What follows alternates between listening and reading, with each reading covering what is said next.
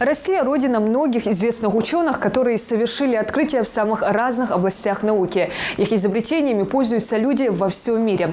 Служители науки по всей стране сегодня принимают поздравления, в том числе и научные деятели Ингушского научно-исследовательского института. Он представляет собой серьезный научный потенциал региона. Именно с момента его основания и началось активное развитие науки в Ингушетии.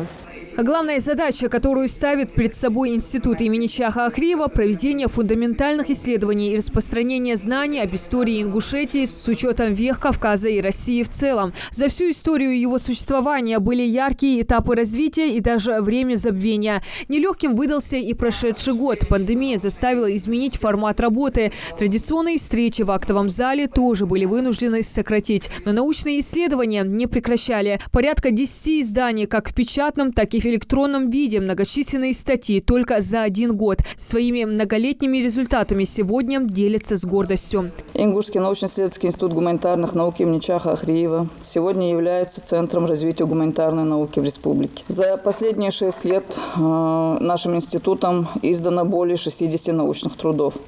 Среди них 2 тома фундаментальной грамматики ингушского языка, современный ингушский язык, лексикология, фразеология, современный ингушский язык, морфемика и словообразование, учебные пособия по истории Ингушетии для 5-10 классов, нарский эпос ингуши, ингушско-русский, русско-ингушский словарь терминов, ингушско-русский, русско-ингушские словари амонимов, синонимов.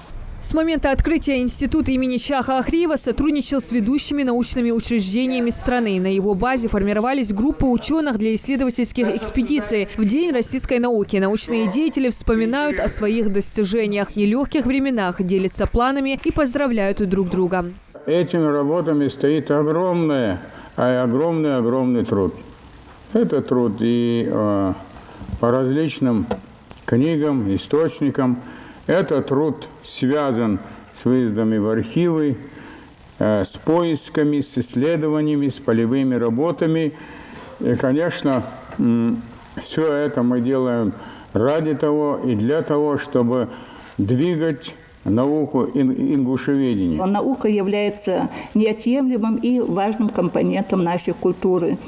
Поскольку наука, и ингушская наука в том числе, есть постижение нашего мира, постижение нашей культуры, постижение нашего общества.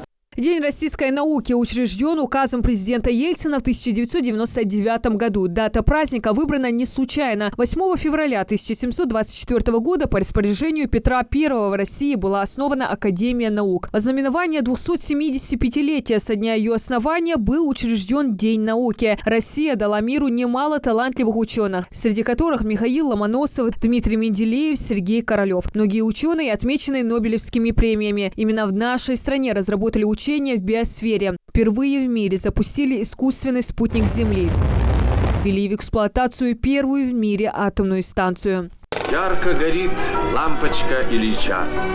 Теперь и она получает ток от первой в мире атомной электростанции.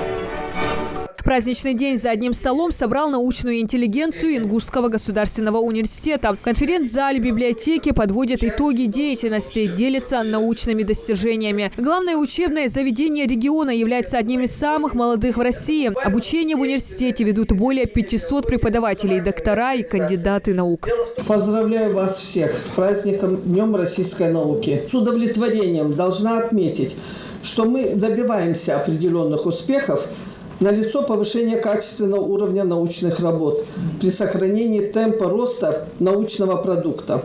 В частности, значительно увеличилось количество статей, цитирований, индекса Хирша в международных наукометрических базах, таких как Web of Science, Scopus и других. В последние годы заметно вырос и авторитет Ингушского госуниверситета как регионального центра образования, науки и культуры.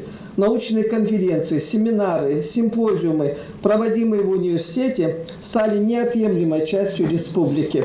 В состав университета входит 10 факультетов, 43 кафедры, инжиниринговый центр, Институт социальных исследований, научная библиотека. На встрече отмечают, что стратегия научно-исследовательской деятельности НГУ заключается в максимальном развитии научной работы на основе фундаментальных и прикладных исследований профессорско-преподавательского состава, студентов, аспирантов, магистрантов и молодых ученых, также собравшиеся делиться своими достижениями за прошедший год. Были подготовлены, изданы учебно-методические учебные пособия, 6 единиц, получены патенты и свидетельства, 2 патента и сделана заявка на 3-й патент. Самым большим достижением за этот год это, конечно, то, что кафедра химии, а именно специальность направления подготовки бакалавриат химии, прошла международную аккредитацию. Это большое достижение, это большая заслуга всего коллектива университета и нашей кафедры.